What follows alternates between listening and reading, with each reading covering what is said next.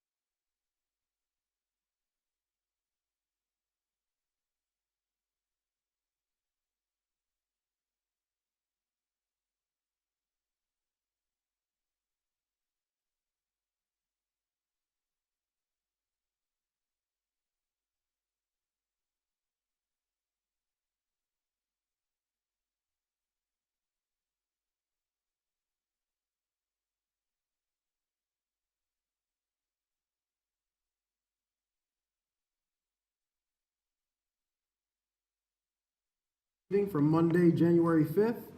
Can we all have a moment of silence and pledge of allegiance?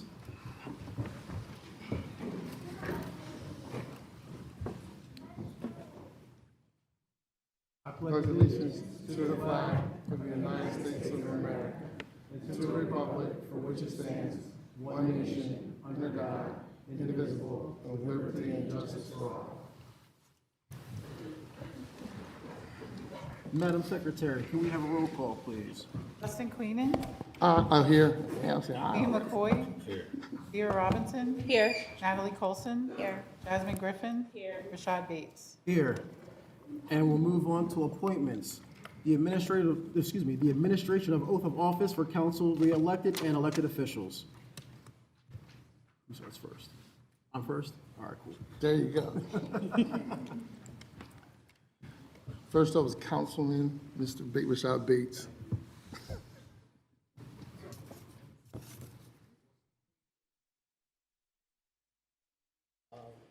Kevin will guide us. We're going to stand over here. Do you have someone that's going to hear? My mother is right here. All right, cool. So we'll ask your mother to come up. She's going to hold the Bible for you. Yes. Good evening, everyone. Get like the oath right here. The oath to the Bible is going to. I thought I had done. You know the Bible, Kevin? Yeah. Okay. Sure. Yeah. Left hand on the Bible, right? Yes, thank you. All right, good evening, everyone. We're going to swear in our first council member. Mr. Bates, are you ready to take the oath? Yes, I am. All right, you'll repeat after me. I state your name, I, Rashad Bates, do solemnly swear or affirm do solemnly swear or affirm that I will support, obey, and defend that I will support, obey, and defend the Constitution of the United States of America, the Constitution of the United States of America, the Constitution of the Commonwealth of Pennsylvania, the Constitution of the Commonwealth of Pennsylvania, the Home Rule Charter of the Municipality of Norristown, the Home Rule Charter of the Municipality of Norristown, and the laws of Pennsylvania and the laws of Pennsylvania and the Municipality of Norristown. and the Municipality of Norristown. I will discharge the duties of my office I will discharge the duties of my office as council member for the First District as council member for the First District for the Municipality of Norristown for the Municipality of Norristown with honor and fidelity. with honor and fidelity. I will uphold, obey, and enforce I will uphold, obey, and enforce the laws of Pennsylvania the laws of Pennsylvania and the Municipality of Norristown and the Municipality of Norristown without consideration to a person's without consideration to a person's race, race, color, color, sex, sex, religious creed, religious creed, sexual orientation, sexual orientation, age, age, national origin, national origin, ancestry, ancestry, handicap, or disability. handicap, or disability. Congratulations. Thank you.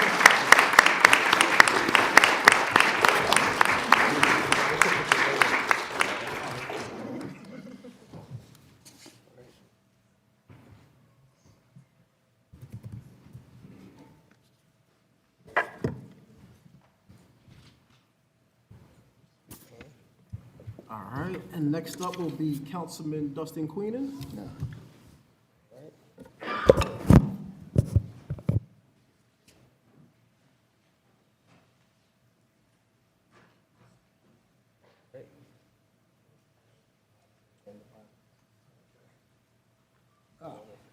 It's the strong one in the family.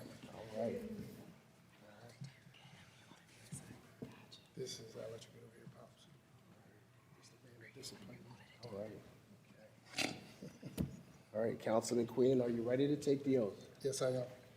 All right. I state your name, I, Dustin Queenan, do solemnly swear or affirm I do solemnly swear or affirm that I will support, obey, and defend that I will support, obey, and defend the Constitution of the United States of America, the Constitution of the United States of America, the Constitution of the Commonwealth of Pennsylvania, the Constitution of the Commonwealth of Pennsylvania, the Home Rule Charter of the Municipality of Norristown, the Home Rule Charter of the Municipality of Norristown, and the laws of Pennsylvania and the laws of Pennsylvania and the Municipality of Norristown. and the Municipality of Norristown. I will discharge the duties of my office I will discharge the duties of my office as council member for the 3rd District as council member of the 3rd District for the Municipality of Norristown for the Municipality of Norristown with honor and fidelity. with honor and fidelity. I will uphold, obey, and enforce I will uphold, obey, and enforce the laws of Pennsylvania the laws of Pennsylvania and the Municipality of Norristown and the Municipality of Norristown without consideration to a person's race, without consideration of a person's race, color, color, sex, sex, religious creed, religious creed, sexual orientation, sexual orientation, age, age, national origin, national origin, ancestry, ancestry, handicap, handicap, or disability. disability. Congratulations. Thank you, sir. Appreciate it.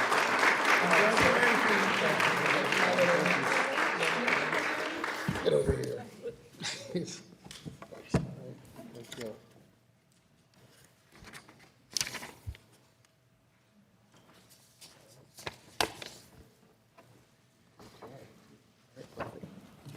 And next we'll have Councilwoman Madeira Robinson.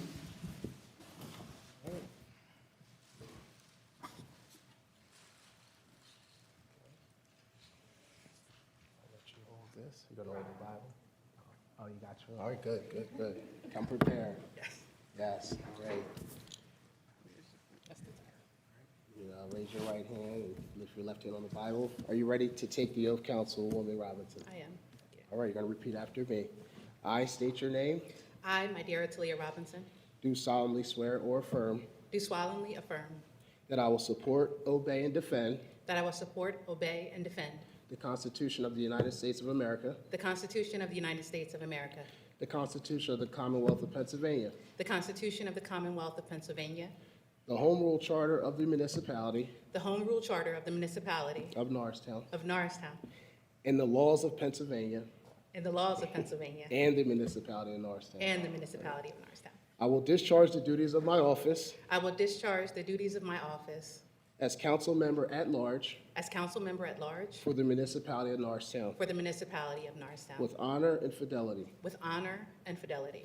I will uphold, obey, and enforce I will uphold, obey, and enforce the laws of Pennsylvania the laws of Pennsylvania and the Municipality of Norristown and the Municipality of Norristown without consideration to a person's race, without consideration to a person's race, color, color, sex, sex, religious creed, religious creed, sexual orientation, sexual orientation, age, age, national origin, national origin, ancestry, ancestry, handicap, or disability. handicap, or disability. Congratulations. Thank you, sir.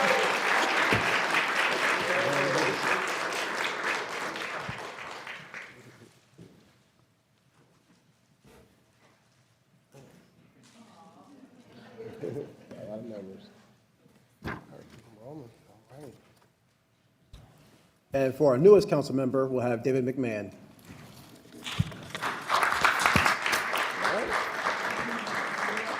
Oh, yeah. Bring the whole family up. You can bring whatever you like. Here, yeah. All right, good. Yeah, you can bring them up. They can all come. You'll hand this to the person that you want to hold the Bible, if you want the Bible. You can just call them up.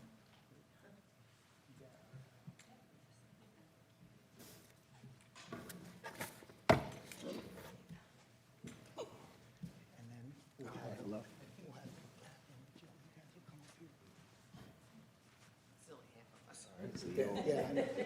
Someone will hold your Bible, yeah. All right. Okay,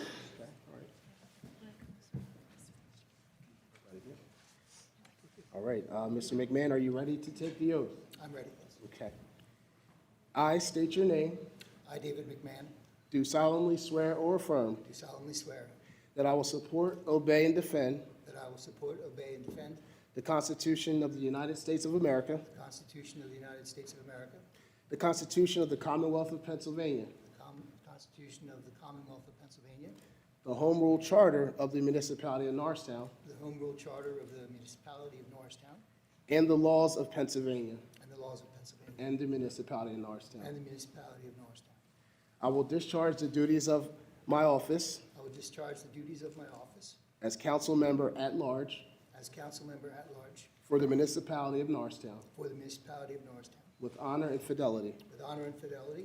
I will uphold, obey, and enforce I will uphold, obey, and enforce the laws of Pennsylvania the laws of Pennsylvania and the Municipality of Norristown and the Municipality of Norristown without consideration to a person's race, without consideration to a person's race, color, color, sex, sex, religious creed, religious creed, sexual orientation, sexual orientation, age, age, national origin, national origin, ancestry, ancestry, handicap, or disability. handicap, or disability. Congratulations. Thank you.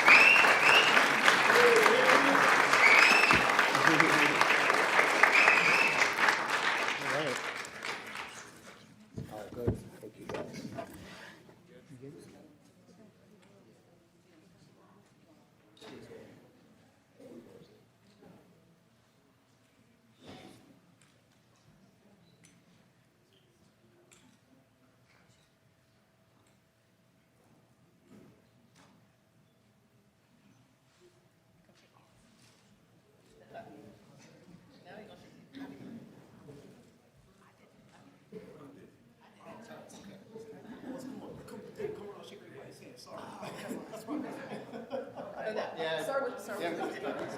Yeah, there we go.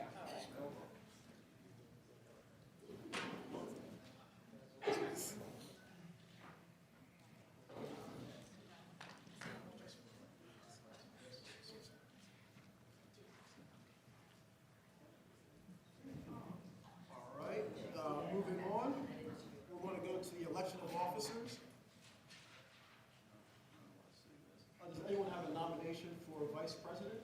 I would like to nominate Dustin Queenan. Vice president first. We'll do vice president first. Oh, okay. President. All right, so. Would anybody like to nominate a president? I would like to nominate Rashad Bates. I second. Any other nominations? Any other nominations?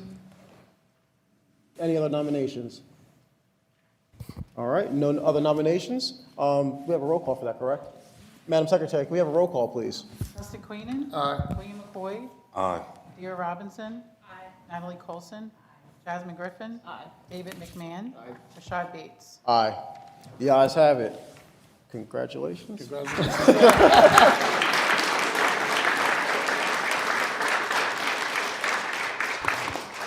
All right, and next, can we have a nomination for the vice president of council? I would like to nominate Dustin Queenan. I'll second that. Madam Secretary, I'm sorry. Any other nominations?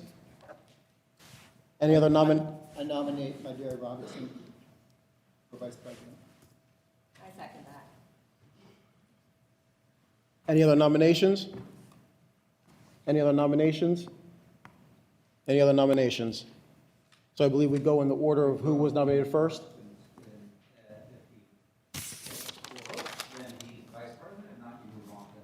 Okay. Madam Secretary, may we have a roll call, please? This is for Dustin Queenan being vice president. Dustin Queenan. Aye. William McCoy. Aye. Dear Robinson. No. Natalie Colson. No. Jasmine Griffin. Aye. David McMahon. No. Rashad Bates. Aye. The ayes have it. That's the end of it. Or we go to the second round? No. All right. Congratulations, Vice President. Appreciate you.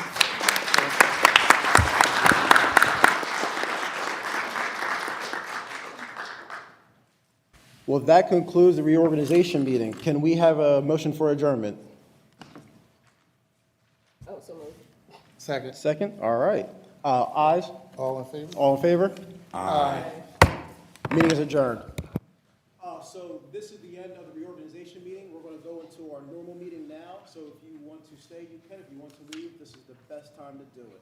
We start at 6:30. Thank you. Thank you for coming. Appreciate you. Thank you. Love you. Bye.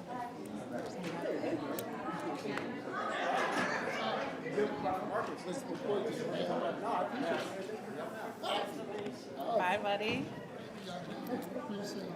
Thank you for coming. I love you. Appreciate you. Oh, bet. Oh. Thanks, babe. Appreciate you. Love you. Thank you for coming. I love you. Thank you. Oh, I love y'all. Thank y'all for coming. Thank you. Oh my God. Love you too. Thank you. Mom, Sandra, thank you for coming. I love you. Thank you, Kim. Love you. Thank you for coming. No, not today. But they did nominate. But thank you for coming. Everybody I'll see you on does it. Saturday. You doing okay? Yeah, I missed the commissioner, like down and out, like sick. Oh my God, what Shannon has it now, but for the Lawrence. All right, I'll see you there. I'll sneak down. I like the hair, sir. You looking sharp.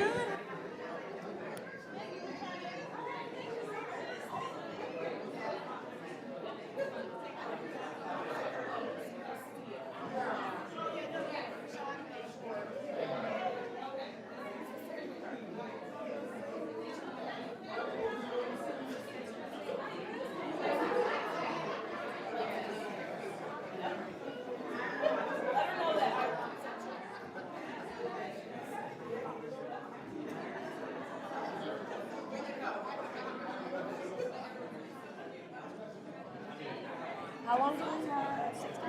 Natalie, I saw you in Belfry. Starbucks drive-thru, right? Today? No, it was when Shark Service drive-thru. I was inside. Nuh-uh. I saw you pull up. I was like, Natalie! Oh my God. Would you get ice with you? No, I'm doing my line. There's no sugar, so it's just. I will. Now that I'm home, I No, that's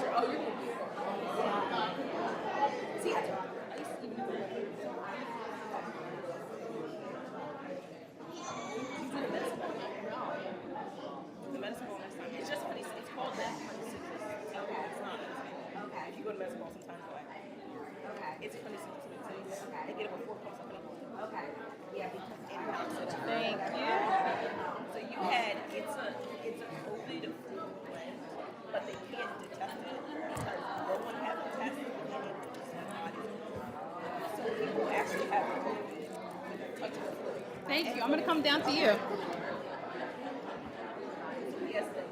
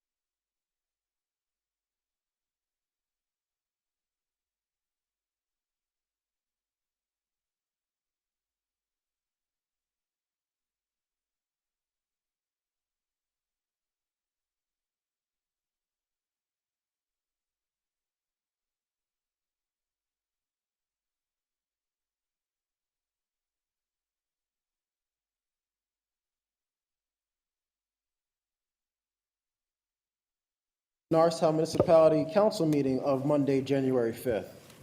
Can we have a moment of silence and a pledge of allegiance?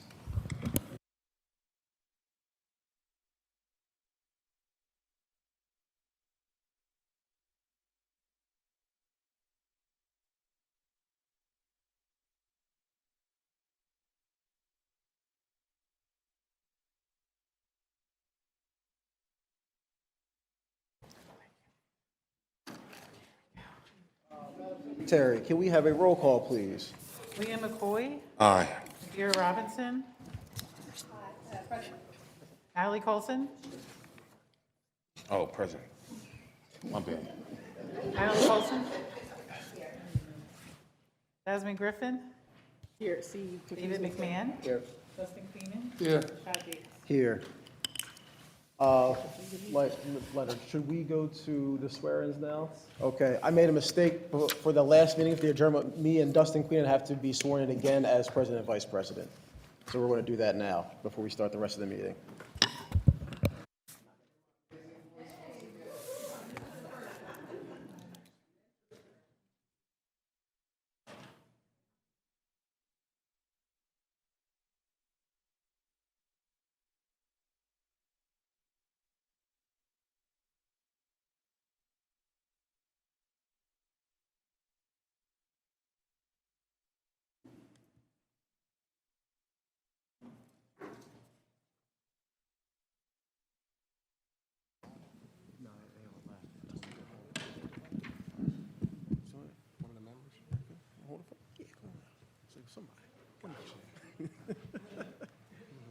Thank you.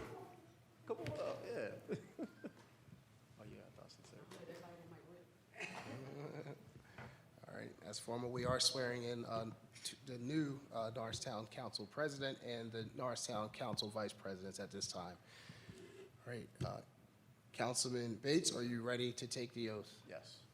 Okay, I state your name, I, Rashad Bates, do solemnly swear or affirm do solemnly swear or affirm that I will support, obey, and defend that I will support, obey, and defend the Constitution of the United States of America, the Constitution of the United States of America, the Constitution of the Commonwealth of Pennsylvania, the Constitution of the Commonwealth of Pennsylvania, the Home Rule Charter of the Municipality of Norristown, the Home Rule Charter of the Municipality of Norristown, and the laws of Pennsylvania and the laws of Pennsylvania, and the Municipality of Norristown. and the Municipality of Norristown. I will discharge the duties of my office I will discharge the duties of my office as President of Council as President of Council for the Municipality of Norristown for the Municipality of Norristown with honor and fidelity. with honor and fidelity. I will uphold, obey, and enforce I will uphold, obey, and enforce the laws of Pennsylvania the laws of Pennsylvania and the Municipality of Norristown and the Municipality of Norristown without consideration to a person's race, without consideration to a person's race, color, color, sex, sex, religious creed, religious creed, sexual orientation, sexual orientation, age, age, national origin, national origin, ancestry, ancestry, handicap, or disability. handicap, or disability. Congratulations. Thank you, guys.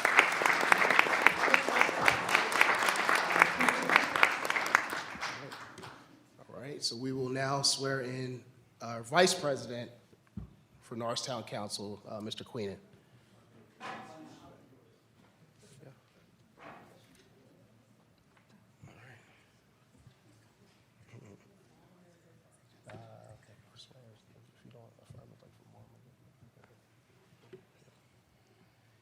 All right.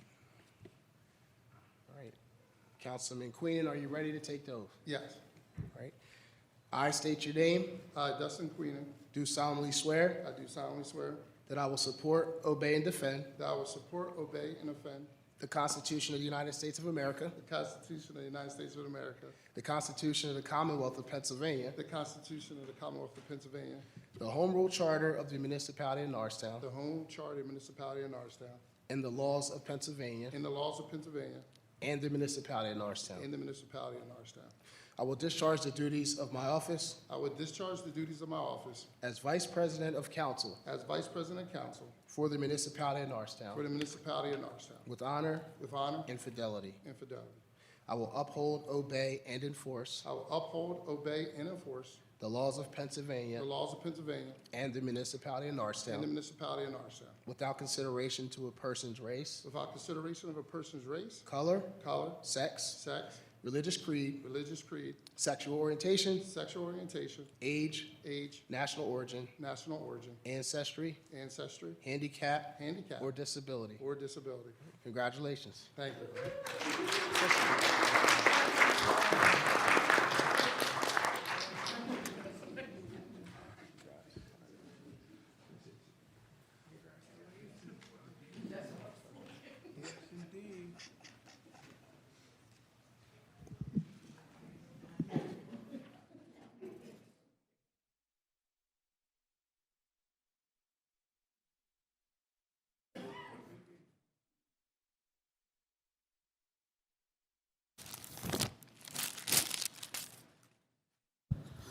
All right, so moving along, we'll have a motion to approve the minutes of, shoot, Leonard, can you help me with that? It was December 16th and which? 22nd. And 22nd. Can I have a motion to approve those minutes? So moved. Second. All in favor? Aye. All right. We did not have an executive session this evening. Vice President, do we have any announcements? No, I do not have any announcements, but I want people to know there's Jess back there if you need a translator. If anybody needs a translator, she's back there waving her hand a little bit, so. I have an announcement. Councilman McCord? Good evening. So last night, there was another shooting in our community. And sadly, this follows a year marked by far too many shootings with young men being shot, incarcerated, and murdered. This level of violence cannot be treated as a routine. It tells us that what we are doing is not enough and that we must respond with urgency and focus. Real solutions require a layered approach. That means target patrols in high-risk areas such as Powell Street, Corson, Astor, where all of these different crimes typically occur. Better communication and real-time communication around public safety and intervention strategies that focus on the individual most at risk, which is the youth in our community. And that could prevent them from becoming victims of violence. It also means investing in prevention. We can have credible messengers. We can have trauma-informed support. There's so many people that come into this space right here that offer these different services, but we do not collaborate with one another. And that's something that I wish changes. We can create opportunities that interrupt cycles of harm before they even turn deadly. There is no single fix, but there are proven strategies. What we cannot afford is delay, disconnection, and complacency. Every shooting we fail to prevent is another family forever changed. Our young people deserve safety. Our families deserve peace. And this community deserves leadership that meets this moment with urgency, coordination, and real action. And it's traumatizing. I worked inside the Norristown area school district for like the last 4 years, and I done seen generations of young men lose their life. The moment that I started working at the Lincoln Center for Family and Youth, which this municipality partners with, I done seen a young man lose his life along with his other friend. Then I also seen a young man end up getting his life taken away from taking a life right near Oak Street Park. I done seen kids get robbed and feared to come to school, all of these different things. And it's two advocates or a few advocates in the back and also an advocate right here that pours into the community, but they need assistance. It's gonna take collective collaboration in order for us to see our efforts even taking a step forward. So today, I would like to dedicate $1,000 of discretionary funds to your organization and also to the Pathway to Potential, Derek's organization in the back. So that's $2,000 that I'm committing, $3,000 to the George Washington Carver Center, your organization, Pathways to Potential. I want to start the year off right, and that's pouring into the youth, because without the youth helping us walk into tomorrow, we can never tell what the future might look like. Thank you.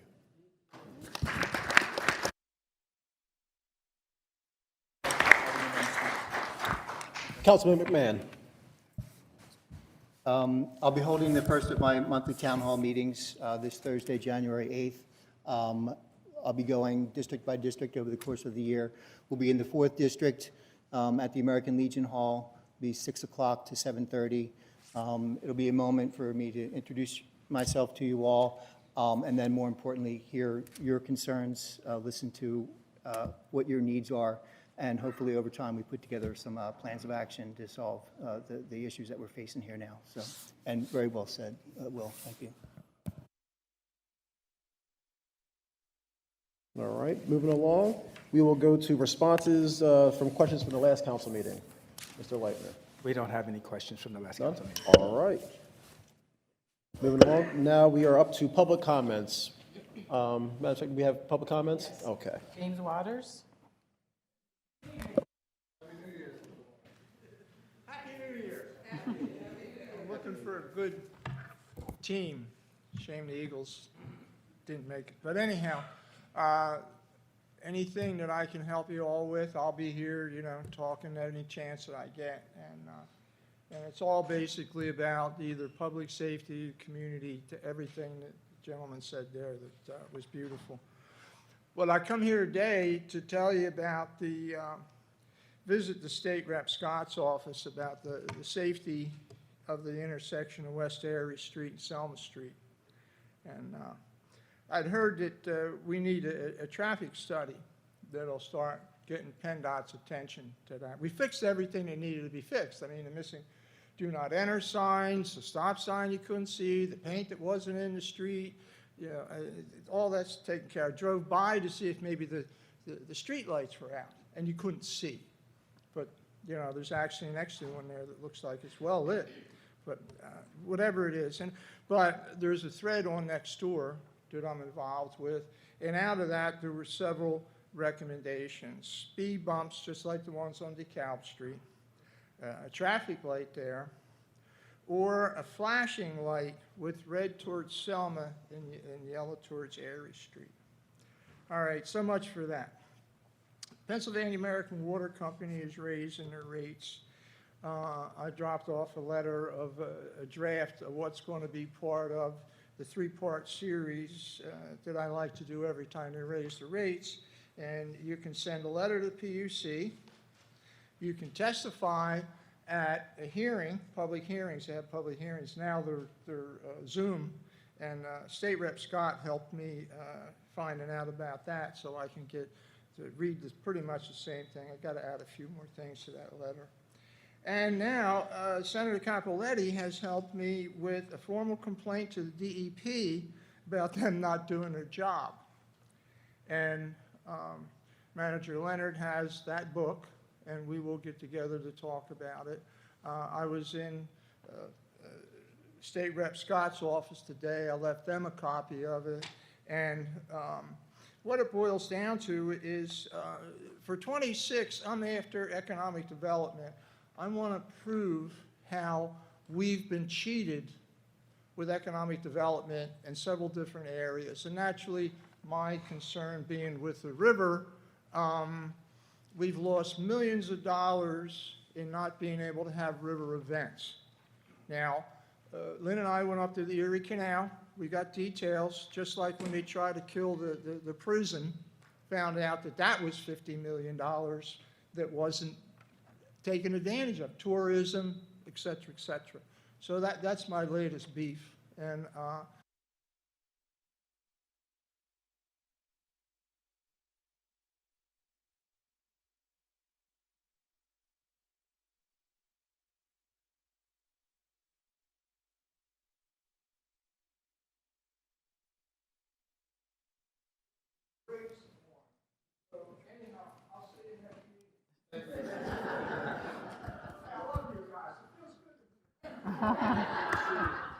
Jordan Alexander?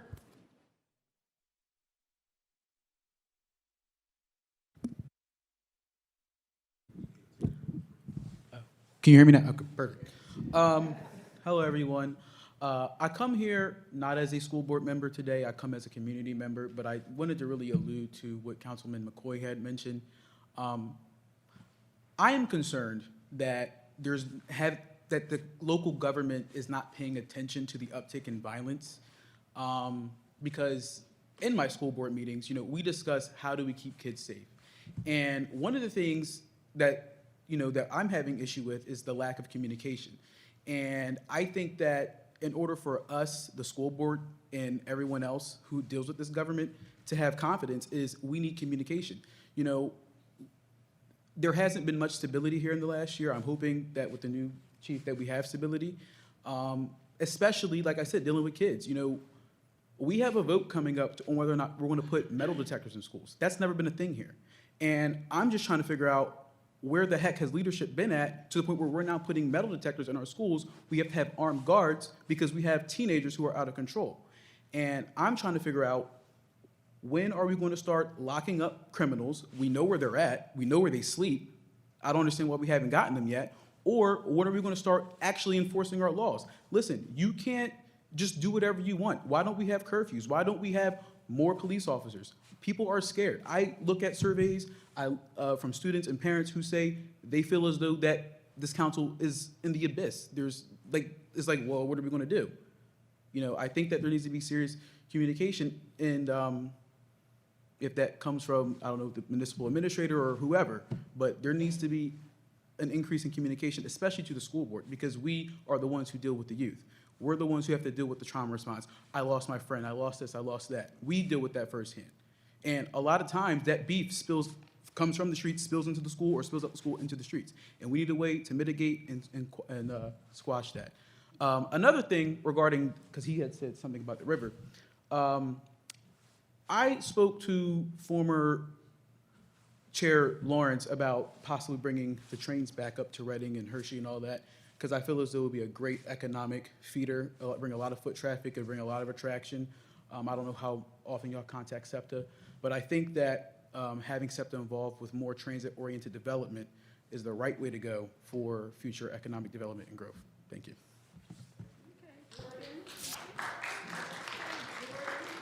Taria, may I?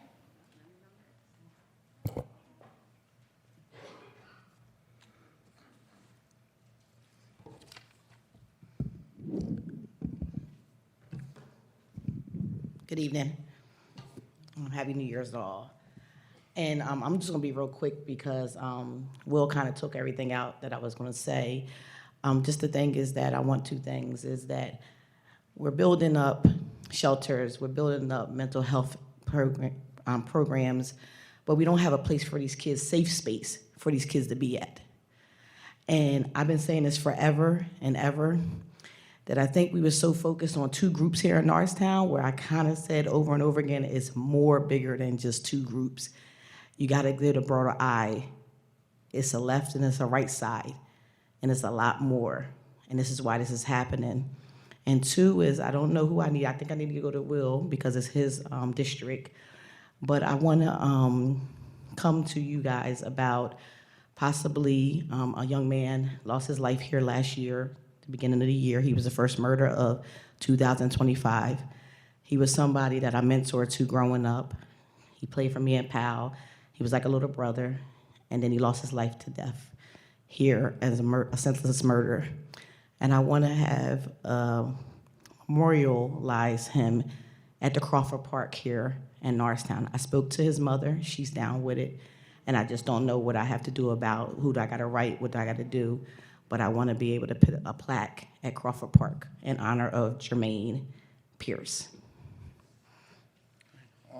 Unfortunately for me, I didn't get a chance to sign in. She chose to allow me to have a little bit of a time. I want to say thank you to council. It's a privilege to be here, to be with you guys, and we're about to start a new year, right? Thank you to Will McCaw for what you just did. It's very courageous of you. Everybody cannot blame everything on council, right? We as a community have to come together, and we have, as a community, have to stand up against what's going on. We all have to take responsibility. I'll keep saying that. Every one of us owe some type of responsibility in what's going on.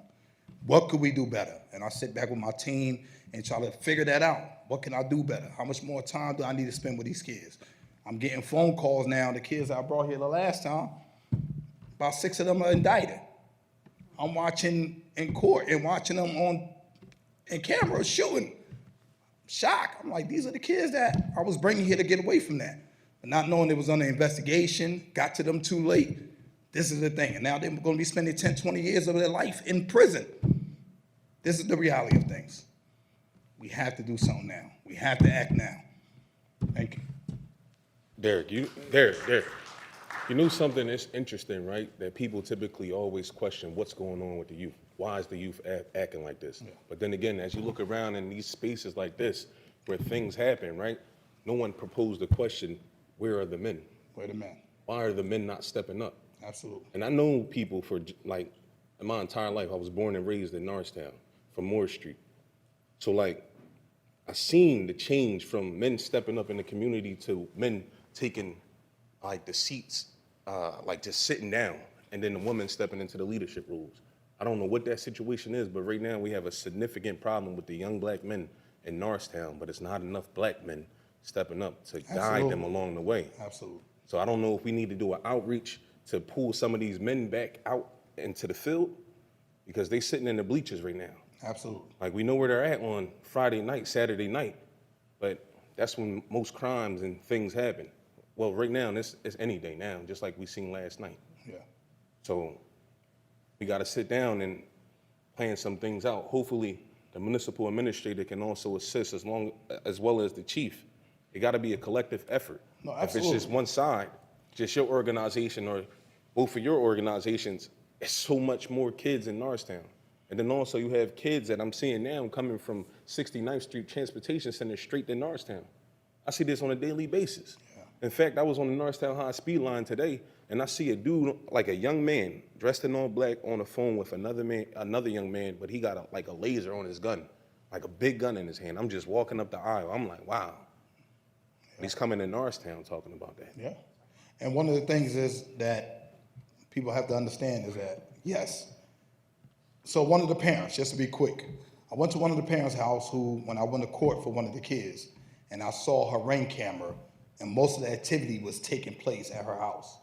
So I had asked, where was you at? What was you doing? What was going on?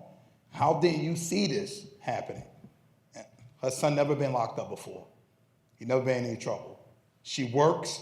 When she come home, she got to make sure they're fed, go to bed, go back to work again. She didn't even see this from her own ring camera. And this is the evidence they're using against him. And so we all as a community have to come together. It could be the men, women, whatever it is, we have to come together. There's too many division. Too many division. People are worried about this, that, who's talking to who's coming to Norristown. We have to come together. It's the only way this problem is going to be solved. And that's it. Appreciate you. Thank you. Erica Wharton. Erica Wharton.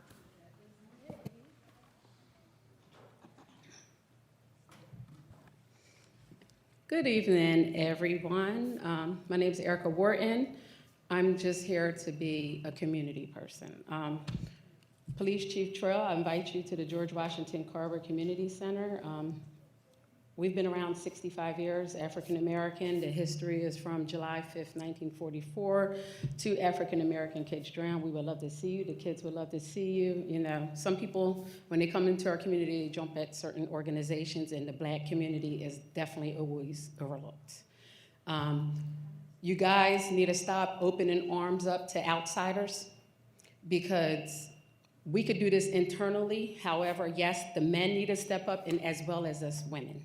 And you know, like I say before, and I have arguments with people, parental involvement, that's the foundation. Without it, don't touch my kid, you don't chastise them, no, whoop their tails. You get what I'm saying? So we've been around 65 and a half years at the Carver Center. Mr. Leitner, I know you mentioned grants before with other organizations, but the George Washington Carver's been here for 65 years. The public library's been here. Like, there's other organizations that have been here. That you got the Theater Horizon, you have Sakate, Aklama, you have a lot of organizations that you could partner and build off instead of welcoming arms up to outsiders. And the rules, I'm gonna tell you guys this. School board meeting, they say the rules before the meeting. If you don't live here, or affiliated with the organization that you're representing, you should not be allowed on this microphone to talk. You guys, I recommend you to state that in the beginning, because you have a lot of people that are coming up here speaking that are not from the 19401, that have no affiliation with any organization at all, just to make make it transparent, as you guys say. I have a lot of things going on. Mr. Leitner, I know you mentioned something smart before when I brought up I'm gonna give positivity, and you said, I'm not an elected official. However, it don't matter, smile, smirk, I still like you. You don't have to like me. I don't lose no sleep from anybody, my kids, anybody. They know I don't like them too. And I appreciate you guys. My cousin Heather Lewis was here last month. I witnessed her dying, and I've had to tell her this today, 3 weeks prior. So I want you guys to get training. AED should be on every level. Like, I'm a certified instructor. I don't want to do it because I would love to just be a part of the class, just to see another instructor instruct. But just because you never know, people freak out. If I was here, I probably would freak out like, oh my God. But, she's doing well, and she's going to be back up here speaking. So just stay tuned. Love you guys. Have a good night.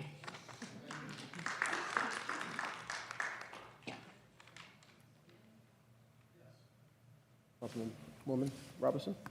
I just wanted to say thank you all. I think that the urgency and the needs that were brought forth, as always, are important, especially the ones that were brought forth tonight.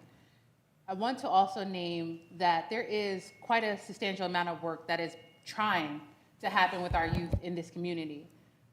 Not that it lifts the burden in any capacity, but what Norristown is facing is not a unique situation. We are not the only ones in the world that are facing this high rate, this turnover, and there is also a systematic oppression that feeds this into this moment. So we didn't get here by happenstance. We didn't get here today. We won't get out of it overnight. But I do hope that you will find some solace in knowing that the urgency is there. It is real.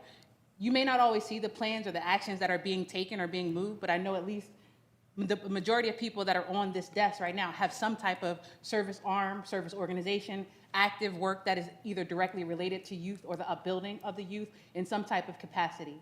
So you may not always see it, but I would encourage us to try to figure out and ask first, try to understand what other organizations are doing. I think there's a lot of overlap.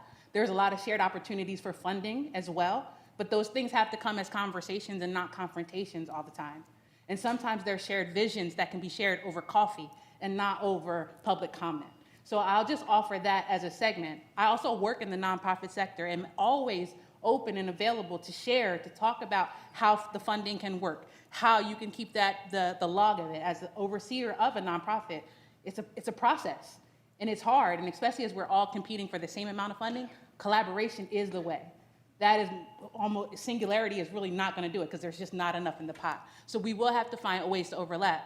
I also want to acknowledge that there are so many things on the plate. This is not something that I brought up last year, but very early into my term last year, I presented to administration a very detailed plan with how we could help and address some of our youth while also strengthening our service organizations here in this community. We were able to push that so far that we even had a lot of buy-in partners very early. But then a million things came up. Some of them not as important as I would like them to be, but a million things come up. This is where it happens when we have to figure out how to prioritize what work to do. Do I wish we could have got that further, quicker? Absolutely. It might have been a life saved. But I also hope that helps us to take our smaller differences or taking moments to really organize our thoughts around what we want to do so we can actualize those plans. I promise you there's probably 100 plans in this room. We have to get through the things that divide us so that we can put those plans into action. I do not believe there's a lack of planning, but I do believe there is a lack of effective collaboration. So that is what I would charge you with. I am accessible. My number and my email are published. I'm highly accessible, and I'm highly responsive. Reach out to me.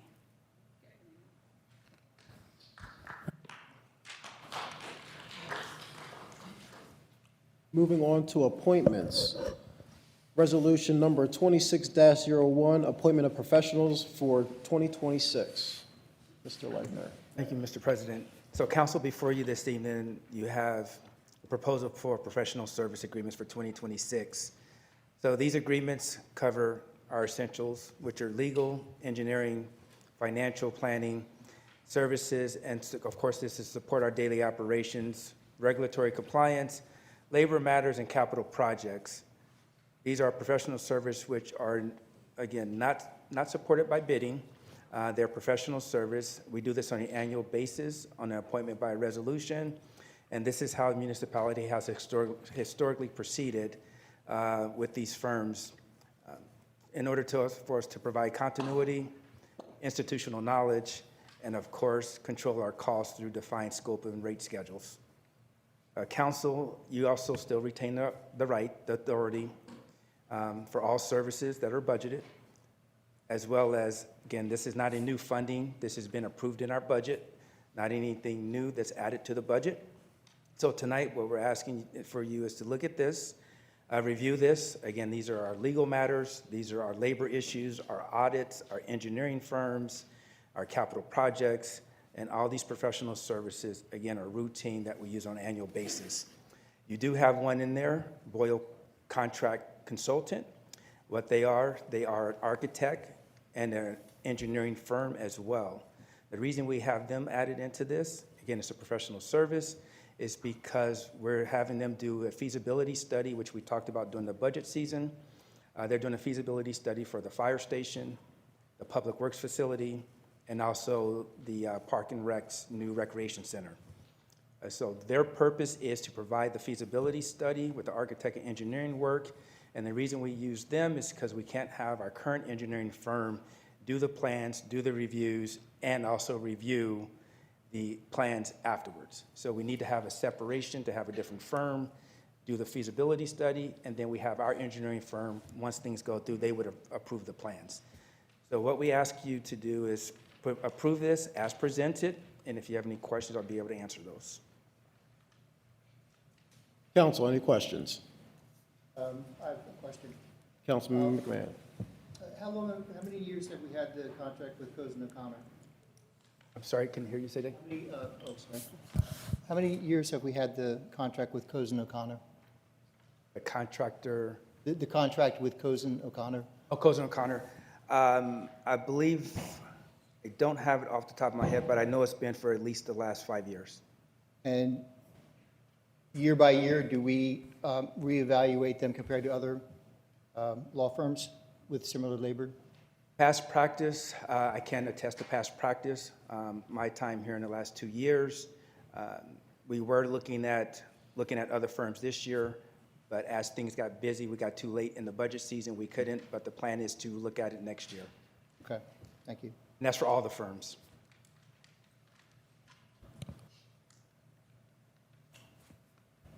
Council, any other questions? Yes. So Councilman Queen?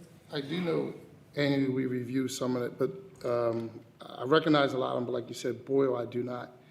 Did we have a discussion with that particular contractor with council? Because I don't recall having a discussion about that contractor services. No, we didn't have a conversation with council about that. All right. So how did you pick this particular contractor? Through recommendations and referrals. Okay. And you said we are approved for this contractor in our budget? Yes, we are. Okay, so not particularly this contractor, but we approve for these particular services? All of these services are approved in the Okay. budget. So you also mentioned that our current engineer cannot do what this one does? They or- can do, but it's not good practices for them to prepare the plans, review the plans, and then when the plans go through, Have they done that in the past? not that I'm aware of, and I don't know if you had new facilities built in the past. I know you did renovations here, but I can't attest if they did that. And I don't think they did. You had an actual third-party construction firm that handled that, their renovations to this building. So is this something that we could do when those projects come up and we could review it? Because I know we're supposed to do RFP or we'll have our consultants look at these things, but it seems like we're pre-picking someone without doing a bid for it. These are professionals, sir. I know they're professionals, I'm not questioning that. But what I'm saying is like we're pre-picking someone before these projects even come up, that I think council should have a discussion about more detail of each project, and then we should go and see what our needs are. Because for one, I saw, we had in there about the fire station. We haven't even discussed the fire station with council yet. So how are we picking a professional to do that before we even have a discussion about what exactly we're doing with the fire station? like, I never even talked about the fire station, I've been on council, but we're pre-picking someone to do service for us when we don't know exactly what's gonna happen.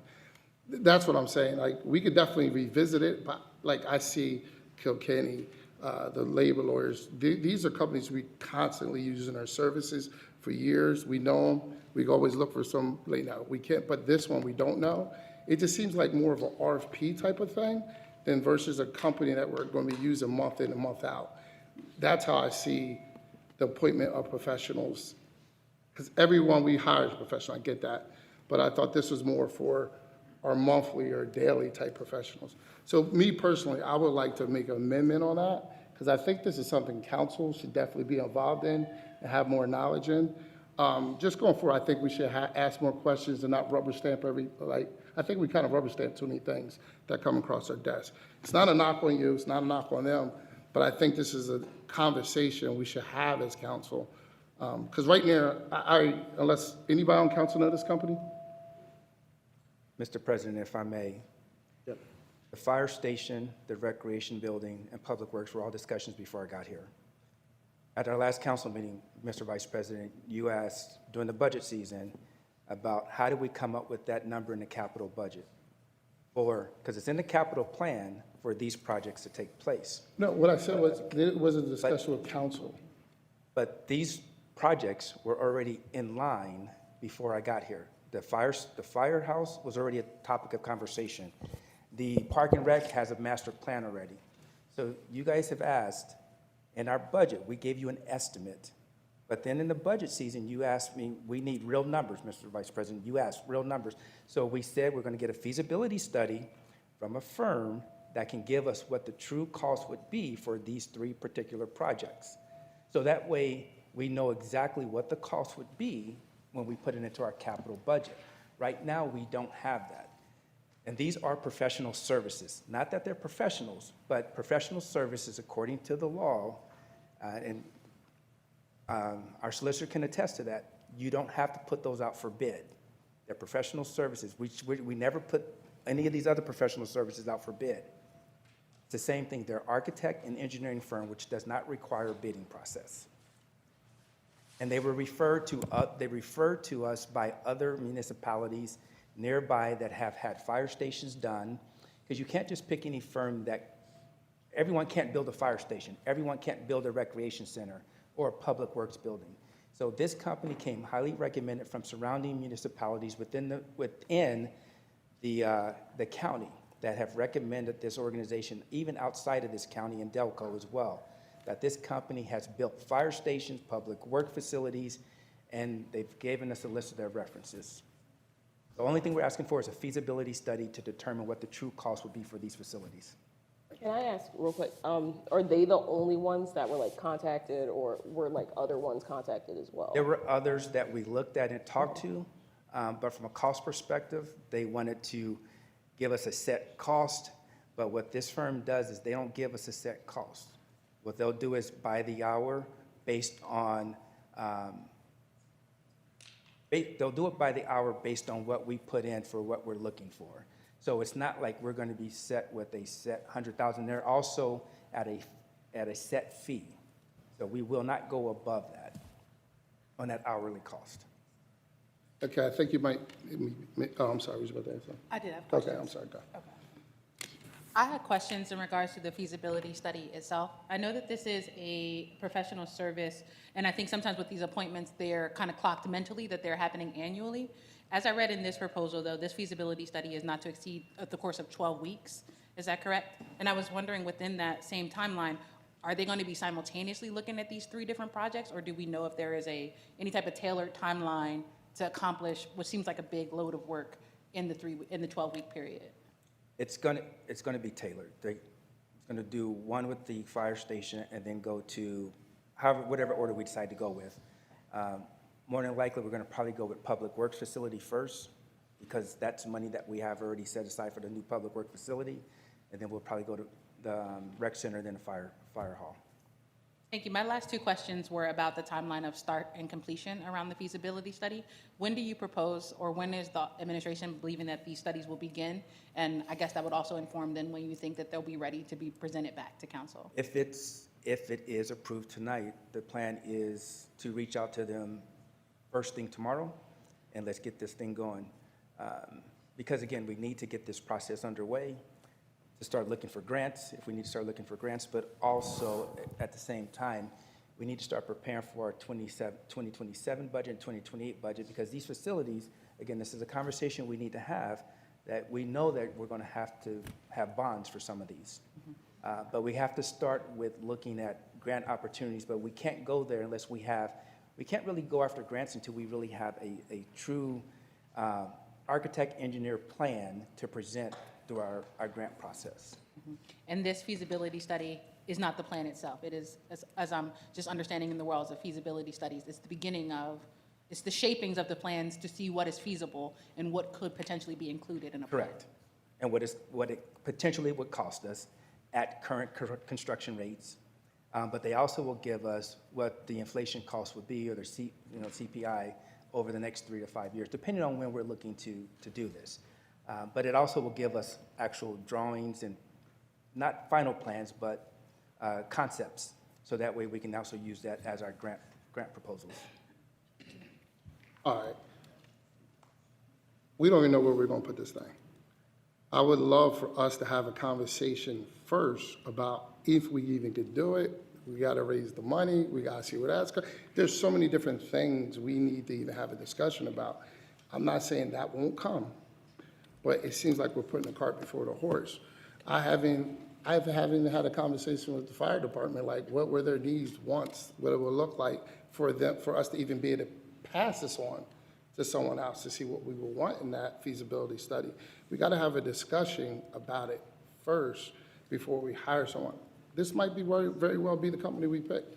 I'm just saying, we need to have a conversation with council first about what we can do, what it looks like, where the location may be, things of that nature. How are we going to do a feasibility study? We don't know where we're putting it. Well, Mr. President and Council. I'm talking, like, council, I really think we need to have conversations amongst ourselves first of what the community needs, talk to the fire department, for example, since we're talking about the fire station, I know there's other things. We need to include them. We should have these conversations before we dedicate spending taxpayers' money. We should be in the know and have knowledge. Then if we want to take that next step, then it should go. That's what I'm saying, like, don't lock someone in first before we even have the conversation. None of us has any knowledge about the different companies or this thing. And listen, you can have the opportunity to go more into detail with us. Sometimes it's hard to come up with questions on the spot as well. This is the first time I think most people are hearing about this and seeing this. But I don't want to lock in a company before council has time to formulate questions. Fire department has input, other people have input. I just think there's no harm in us getting more information on this. So, council, again, these studies, these plans have been in place before I got here. But council has never had a conversation about it, this council especially. And also, there was a fire study done, which we have. That's fine, I've never seen it. Council has seen that, and there's also another fire study has been done by the state. The fire study that was done before has been in there, and there's another fire study done by the state that will be presented to council shortly once it's done. I get it, you want it. I'm talking to council. I'm not saying what you're doing is wrong at all. What I'm saying is for 4 years I've been here, and Mr. Bates has been here, not once have we sat down to see any plans about a fire hall. Not saying we don't need it. We as a council have never seen it or discussed it. I think council, as representative of the people, need to see these things and have a conversation. That's all I'm saying. I'm not trying to say. That's all I'm saying. I'm not fighting you or anything like that. Like I'm saying, we will probably get to it.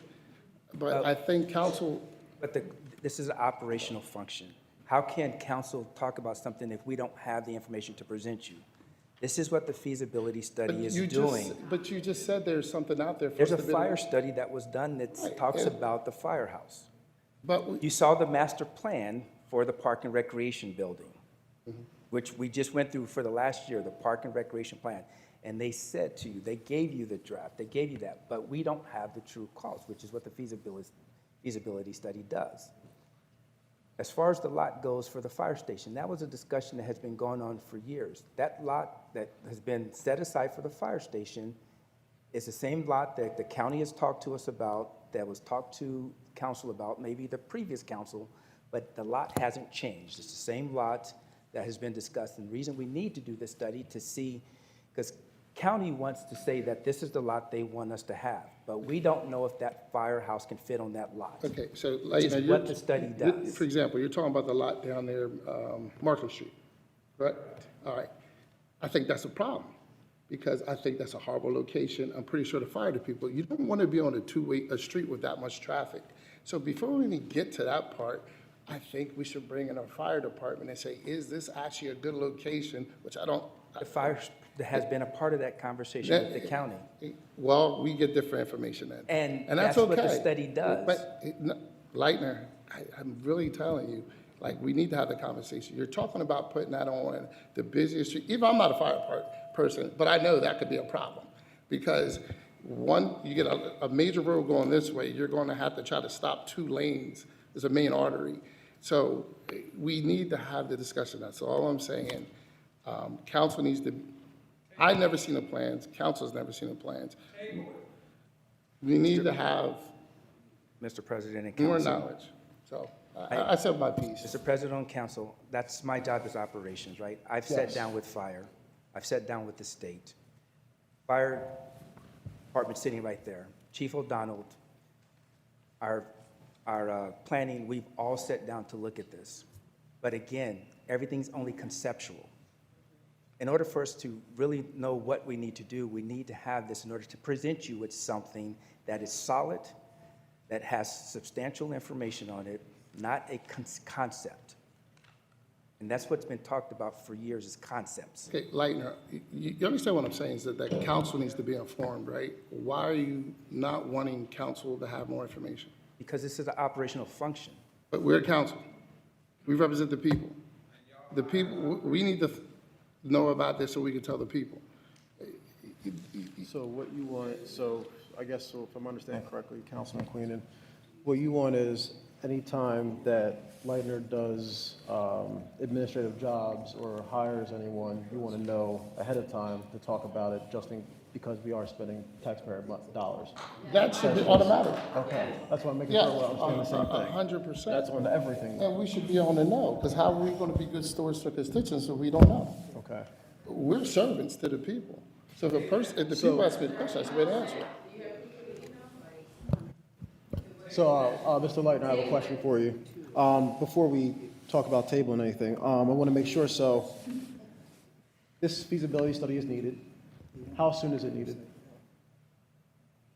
We have money set aside in order to get this done. So how soon is it needed? We need to get it done as soon as possible so that we can start looking for how we're going to fund these projects, or if these projects can even go where they're allotted to go. Okay, and then from understanding, you said they are paid hourly, so there's a set amount that we can't go over. Correct. Now, this is, you said a yearly contract? This is only Or this is just a contract just to get that feasibility to study? get the feasibility study done. So then, if we do approve and allow it and say that we want to look at other people on the side, while that's happening, is that something that's possible? Or is that a waste of time and/or money? It'd be a waste of time and money, because the only thing they're going to do is the feasibility study to determine these 3 locations, and after that, they're done. But, Mr. Bates, Yes. if we get the information, we had it on the next agenda, that's not stopping us. I'm just talking about for us to get some information, so we all be informed when we come here, we know exactly what it is. No, Unless one of the council people can explain I to me. totally understand what you're coming from. That's Okay. why I'm trying to get these questions answered here. So then, if we do the appointments, I would make an amendment to put the Boyle construction on the next council meeting, and then we'll have time to discuss it for the next week or 2. And how much does that slow us down, Mr. Leitner? And can we get because we got new council people. I know, Dave and Natalie, you probably never heard of the fire department where they plan on putting anything of that nature, correct? Well, I've heard through the county that they want to put it, it's the property where there used to be the Times Herald building in Right. that area. So I'm kind of aware that there's been conversation Right. around that as a possibility. And it seems to me, so then the next step in that process is to how feasible is it Well, to have actually you put talked to that the fire thing in? department to see how they feel about that? No, I have not yet. That's what I'm talking about. Right, Like, but we work but here. nonetheless, but just providing doing the feasibility study and then getting the result back, that is also another step to Of review the course. process and whether we go Right. forward. We're not with it or saying it's not a step, but I want to make sure that everybody gets this say so. But there are a lot of council people, and that's great that I you're. feel like we'll have you're in that, something But there's more- a lot of council people that have never heard that, don't know where it's going to go, have never seen the plans. I'm just saying we should be able to look at it, read it, and then educate ourselves before you make a decision on it. Okay, That's all. but once we have that feasibility study, then we have something very concrete to go to one of our town hall meetings and have a conversation with the community with a little bit more concrete information in hand to do that. I do agree what they're saying, because if this was done by the county as well already, I feel as though they've done their due diligence and doing the right thing. But have we done it? Have we done it? This We'll is- do it this after we is- get our feasibility study as well, I'm understanding. This is not only No, affecting. what I'm saying is, have we done our job? We've done our job. Right. I think what we do too much as council a little bit is rely on what other people tell us and do, and not us. We might agree with them, but we still should put our eyes on it. They're not wrong there. No, it's But not. It's at the same time, it's been, I guess you said Kilkenny's already looked into it, county's already looked into it. Well, hold on, Kilkenny didn't speak for herself. Well, I was asking, that's what I'm saying. Like, not him personally, but his team. yeah. But here's my thing. We represent the people. 1 million people go look at it. We need to look at it. Because we represent our people. If we don't look at it, where's their representation? Can I ask a quick question? It's in response to my earlier question, which I'm trying to remember. You said it was hourly up until a certain amount, but it's still under what? It's still under what everyone else came in at. Is that what you said? I No, can't no, no. remember. How did you say it? They're set at an hourly rate. So there's a set threshold, they won't go above. So whatever we have budgeted, whatever that hourly rate is, that's what they charge. So we can't exceed, let's call it, we can't exceed amount. And the amount that like the cap is at, that's literally what our amount is at. Correct. And they cannot go over that at any Correct. point. Just to be clear, my problem isn't with the feasibility study at all. It's the It's choosing of the company without us doing it. Not even that. We haven't seen it. We don't have all the information. That's my issue with council. We need to be more informed so we can have these discussions and make these decisions. The people are saying that we're not informed. That's why they're saying what they're saying. I agree. And it looks to like we're just rubber stamping it. Well, my question is, maybe I'm not understanding, but you're saying you're not informed, but we're trying to inform you through this study. The other thing too is that you're only focusing, somebody turn their, you're only focusing on the fire, but we have the public works facility that council's aware of, that's going on the state hospital site. And that building, as you know, is not in the best condition. So the state hospital site is where the new public works facility is going to go. You've been in here where the state hospital has presented and talked about where the public works facility is going to go. This is part of the feasibility study. We need to know, does that property that they have set aside, what is going to look like for our public works facility? You've been a part of the master plan for the park for the last year and a half. That's part of the feasibility study. But but I'm trying to understand, what is it that you need to be informed of? I hear you, I understand it, I see it in my case. Hear you. No, I understand why he wants to do it. I see it in my case. I mean, we're just being redundant. We could take it to a vote. I said what I said. Can you hear me now? A little better? Basically, I understand what he wants to do. My stance is. Really, this should be a debate among council. Okay. If the president wants to recognize somebody, that's different. understand. General was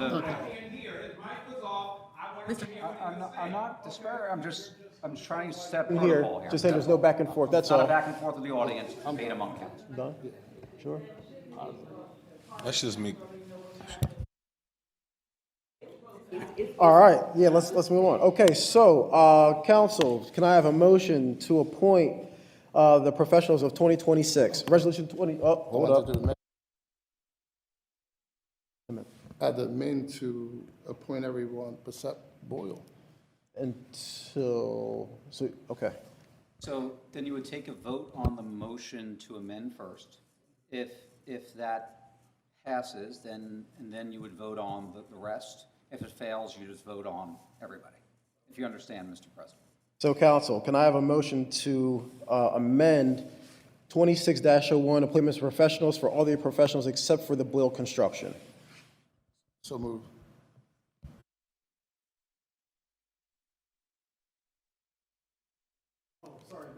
Can I have a roll call, please? On the amendment. On the amendment.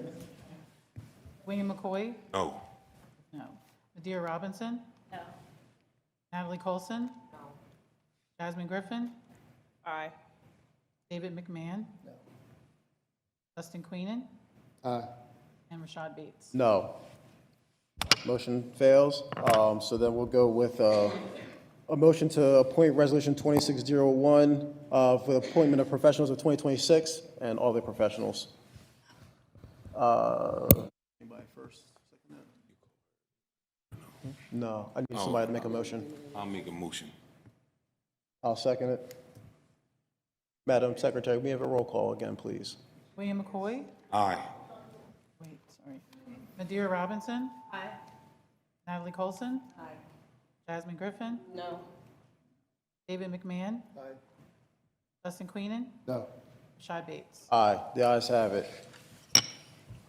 And I just want to say that I understand where you guys are coming from, but I think that in the future, if we are unsure about a specific company or something, we should get together and work it out.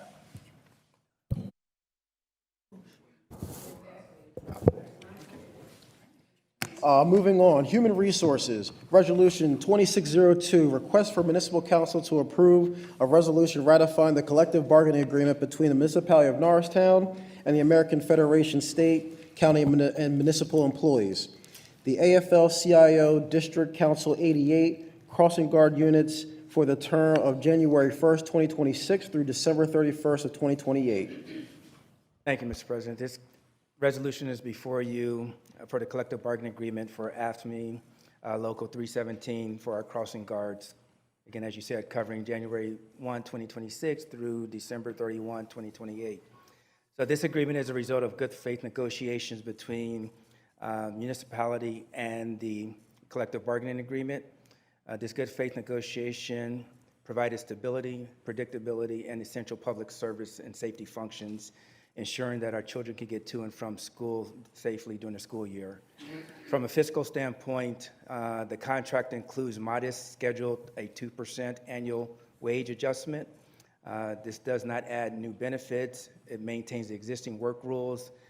All costs were anticipated as part of the budget for 2026, and there's no unplanned fiscal impact or associated with this agreement.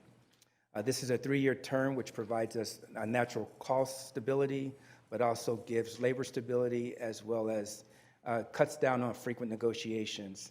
This also helps us avoid disruptions in our service, the families that rely on the service during the school year.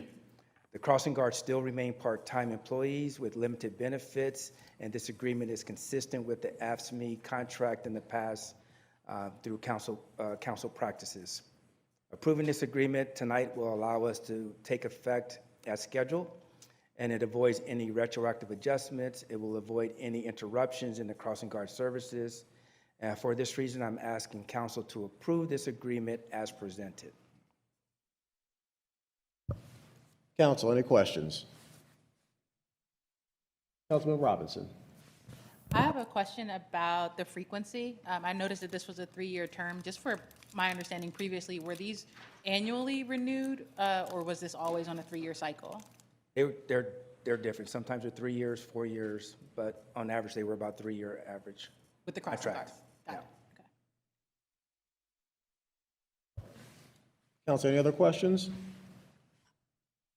Seeing none, do I have a motion to pass, or excuse me, do I have a motion for Resolution 2602 For Municipal Council approving the resolution ratifying the collective bargaining agreement between the Municipal Municipality of Norristown, the Federation of State, County Municipal Employees of District 88 Crossing Guard Unit for the term of January 1st, 2026 to December 31st, 2028.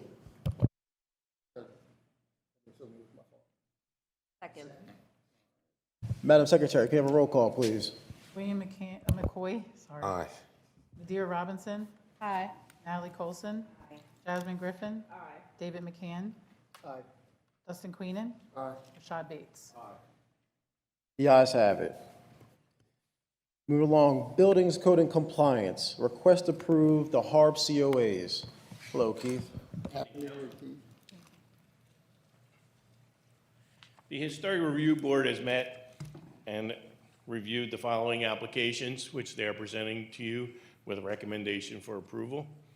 517 George Street, 513 Swede Street, 345 West Marshall Street, and 1230 Linwood Avenue. Council, any questions? Council, any questions?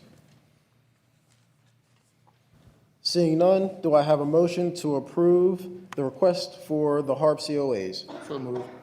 Second. Madam Secretary, roll call, please. William McCoy. Aye. Medea Robinson. Aye. Natalie Colson. Aye. Jasmine Griffin. David McCann. Dustin Queenan. Aye. Rashad Bates. Aye, the ayes have it. Thank you. Next, we have Planning and Municipal Development. Public hearing to request adoption of Ordinance 2510 for the 2026 Community Development Block Grant proposed budget.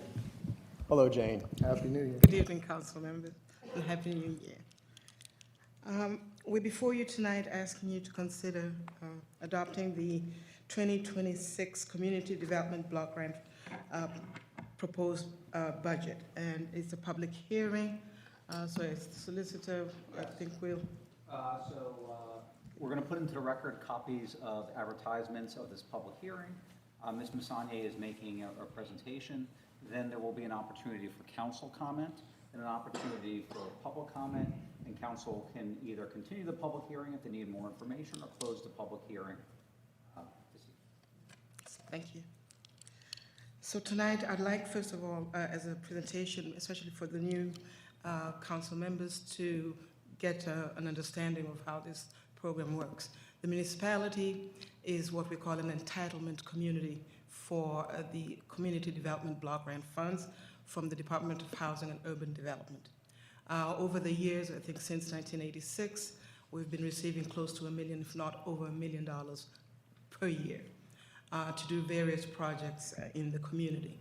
These projects are not just chosen out of the blue, they're basically tied to data that comes from the census. So whatever we do in terms of planning the projects we do, we have to have a 5-year plan. Each 5 years we have to do a 5-year plan, which is actually driven by the public, so to speak, and the census information. So it's not just Jane picking out projects that she likes, but rather it's guided by that principle. So in this particular year, we will be looking at the CDBG 20, I want to remember if it is 2024 to 2027, I think. Anyway, but for this year, we're looking at the application for the action plan just for 2026. And in so doing, there's a process we have to go through that is actually mandated by the HUD. And I'm going to read into the record the process so that it's on record. And when anyone asks about this type of process or why we do it, at least we are able to point to it and say, this is what we did to gather ideas, go through this process, advertise, and recommend the projects. So for the 2026, we started developing administrative recommendations throughout the year. There's a memo I usually send to council members and department heads, sometimes in August, saying, are there any projects you're thinking of, including in our CDBG projects? And if they do have a project that they're interested in, we make sure, that's the planning department, makes sure that it's in line with the consolidated plan, and it's in line with the census information that we're supposed to use. And that way, we actually evaluate the projects, and we come back and we actually tell council about it, and we also have public hearings. So we had a notice for a public hearing for the 2026 annual action plan, which was advertised in the local paper of general circulation. In this case, it's the Times Herald, on August 22nd, August 22nd, 2025, and August 29th, 2025. Our first public hearing to garner public input for projects was held on September 8th, 2025. We presented the proposed projects and their budgets on the October 7th, 2025. Council meetings received authorization. We actually came to council meeting and received authorization to proceed with advertising the proposed budget, and a public hearing was held on October 27th, 2025. We also advertised on October 27th for a public hearing in a local paper, Times Herald, on October 10th, 2025, and October 17th, 2025. We had a second public hearing on October 27th, which I think we received only one public participant, but there were no comments that were received at that moment. A 30-day public comment period was held from October 23rd, 25 through November 21st, 2025. No comments were received. An ordinance 25-10 was scheduled to be presented to council at the December 16th council meeting. However, due to an unexpected postponement of the meeting, ordinance 25-10 was presented and received authorization to advertise from council on December 22nd, 2025. The advertised ordinance 25-10 in a local newspaper was advertised December 25th, 2025. If council does not act on this ordinance tonight, it could actually delay our funding, actually jeopardize the funding in reality, because there's a deadline where we have to send this application. And unlike years before, I would say 10 years before, when we were able to start a project here, if we could estimate the budget of a project, nowadays we have to wait until Congress has actually allocated the funding. And then HUD will send us a letter saying, this is how much has been allocated for your annual, for that particular annual thing. That's when we're then authorized to sign the agreement and then start the projects. So I'm here tonight asking council to consider approving this proposed budget. I'll go through it because the new council members as well as the public might not remember some of the projects that were included in this budget. So for the 2026, we had proposed a continuation of the owner-occupied housing rehabilitation program. This is a program that facilitates the rehabilitation of owner-occupied housing, allowing homeowners to remain in their homes and preventing blighting elements. $45,978 was set aside for that. Now I want to add a note that it seems rather minuscule given construction costs are usually very high. What the planning department does is we seek other funding from the state, and we seek it also from the county or any other sources. We also will work with nonprofits like Habitat, whoever could help us out, because construction costs are really high. So we were fortunate last year, or the year before last, we received $500,000 from the state that added to that pot. So that might seem small, but actually it's not. But it's just adding to the kitty. And we'll continue looking for additional funding to make sure that we help our homeowners stay in their homes.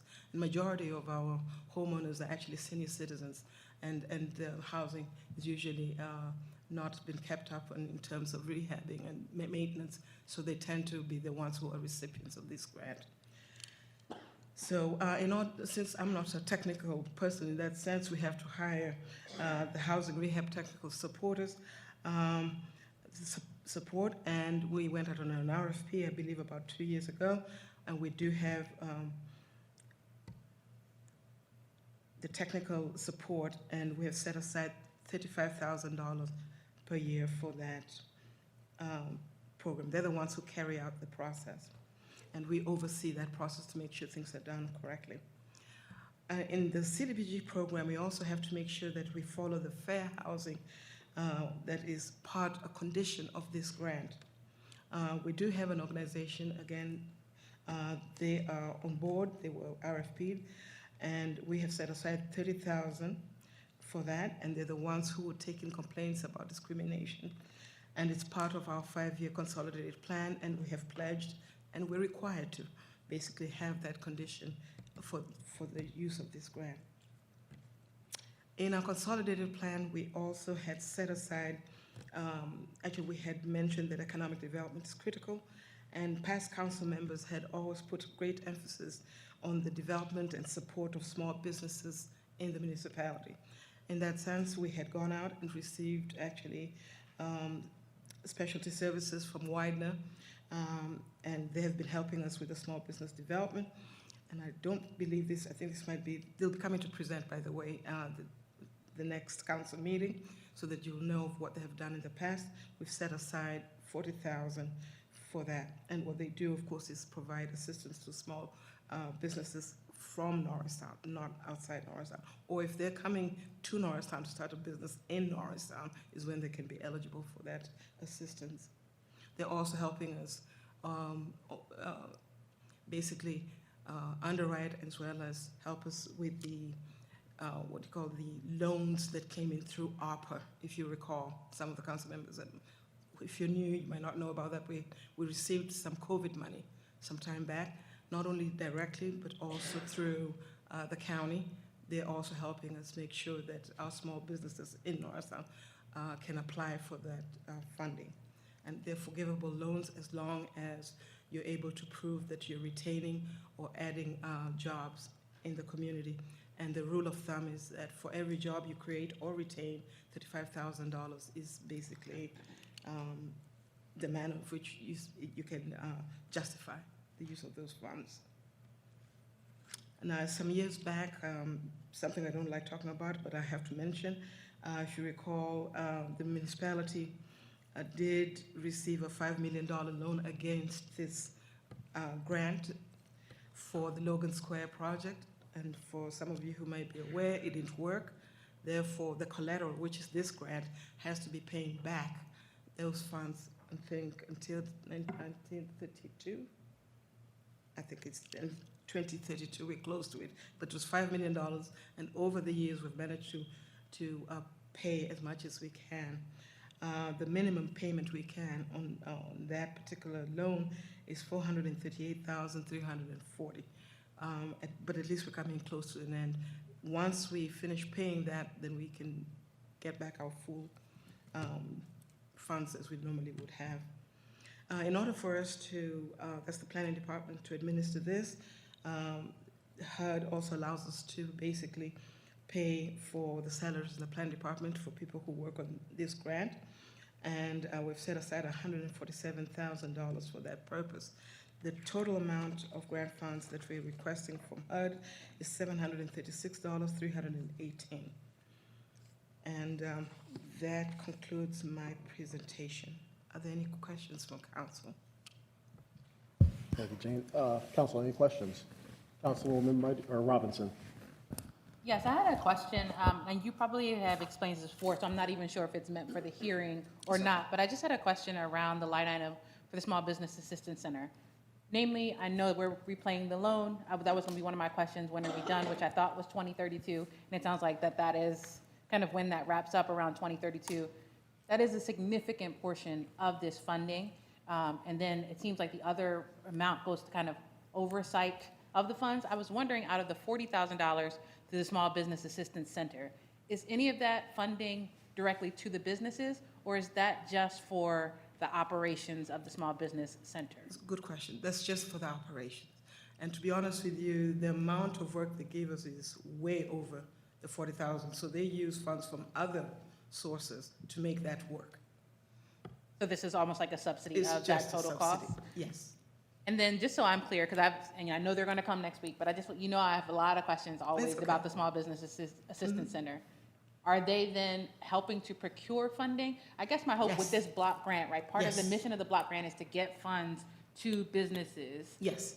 Ours is not structured in a way that we can do that, but we are trying to get services to businesses in the meantime.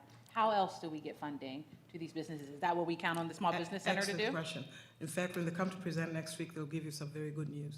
Because for them to survive, they also make sure that they can have basically, I guess, product, if you will, to be able to give the applicants. So they are looking and have actually sourced other funding that our businesses can take advantage of. And a good amount too, so they'll be able to present that to you next week. Looking forward to Next it. time. Thank you. No more questions. Council, any other questions? Seeing none, do I have a motion to approve the adoption of ordinance 2510 of the CBDG proposed budget?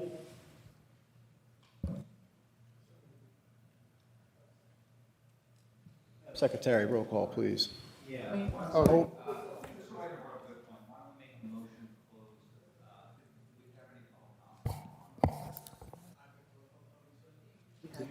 Oh, I'll open the floor to public comment. Okay.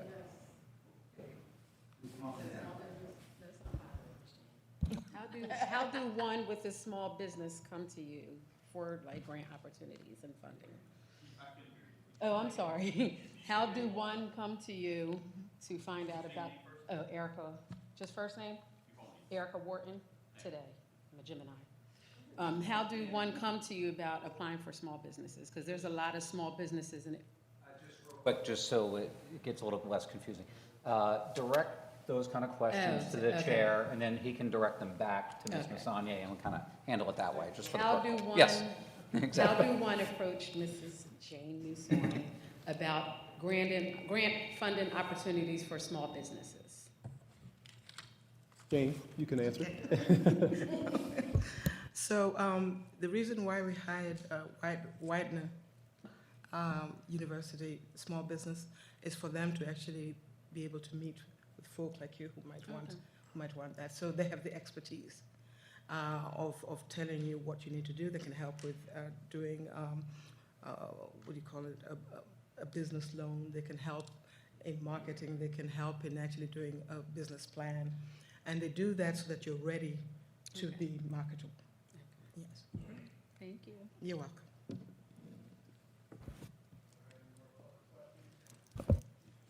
Anyone else in the public have a question?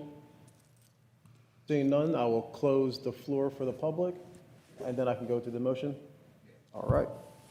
All right, council, again, do I have a motion to request the adoption of ordinance 2510, the Community Development Block Grant? Oh, I had to close the hearing too. Oh, man, I'm messing up. Council, do I have a motion to close the public comment? Close the hearing. Close the hearing.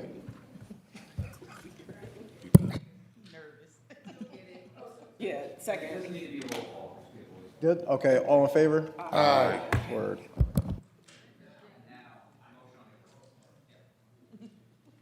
Council, do I have a motion to adopt the ordinance 2510 Community Development Block Grant?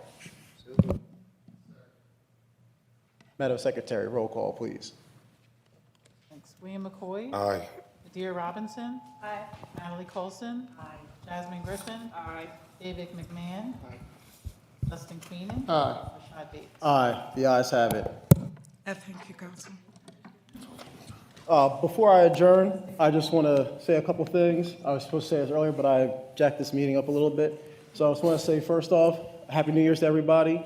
I want to say thank you to my colleagues here for entrusting me with the responsibility of being your president for 2026. Truly appreciate it. Also want to say thank you to administration, the staff, the business owners out there, the residents, and my family for all of your help and support for the last 4 years, because I couldn't do this without any of you. The other part is, it's an honor to be here again. And so Norristown has a lot going on. We have a lot of important developments and infrastructures coming up. And I just think it's very important to say that we can't get this done unless we work together. And as Councilman Queenan's favorite phrase is, we got to be a united front. But leadership style has not changed. I'm still going to meet you guys where you are. I'm going to talk to the residents more often, work with Leonard a lot better so we can understand what's going on with the staff, and also work with our colleagues here. The idea is to make sure that we're all focused on Norristown and moving forward, and I'm going to do my best to try to block out the external noises that we deal with. Also, with that being said, we also have to strengthen our relationships with outside the municipality. We have to keep an open line of communication with our state reps, our county commissioners, and our newly elected school board members. I believe that if we all work together, all these governing bodies work together, we can propel Norristown forward faster and more efficient than ever before. So the goals this year are collaboration, fixing what's broken, and amplifying everything that's already working. So again, thank you all, and I'm excited for 2026.